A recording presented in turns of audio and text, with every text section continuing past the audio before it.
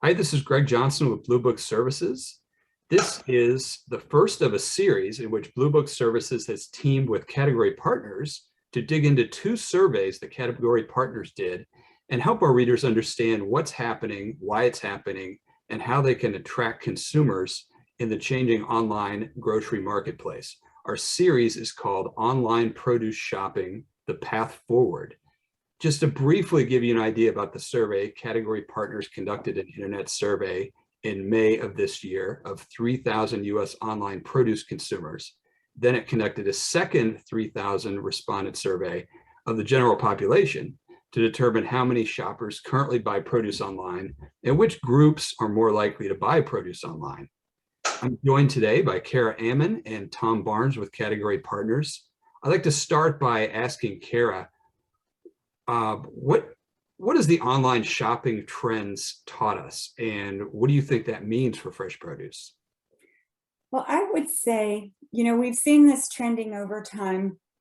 Before the pandemic, we saw people starting to really embrace online shopping. And then, of course, with COVID-19, there was just a surge in online shopping.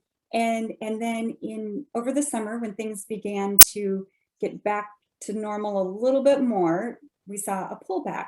However, I think there are a lot of people who are still going to be shopping online. And so I think if anything, we know there may be some of those people who will go back to in-store, but online shopping is here to stay. And so, suppliers and retailers really need to get it right. Learn how to reach that customer online and get it right. Oh yeah, I agree. I think we'll see that over the course of this series. Tom, what would you say is the way that consumers interact with fresh produce online compared to in store? Yeah, sure. Online, it's all about the list. At least that's where it starts. It's not the what do I want, what do I see that's cool, but it's what do I need. I'm making a purposeful list and I'm making this order.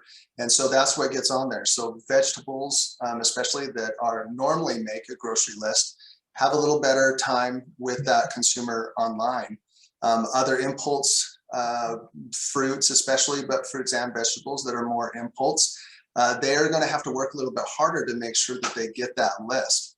In store, we have an easier time telling the consumer that it's our season. It's the season for peaches. It's the season for grapes.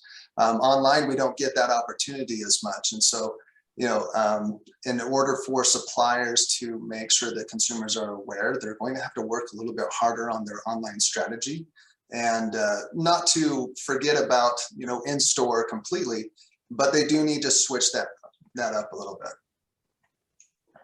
All right, thanks.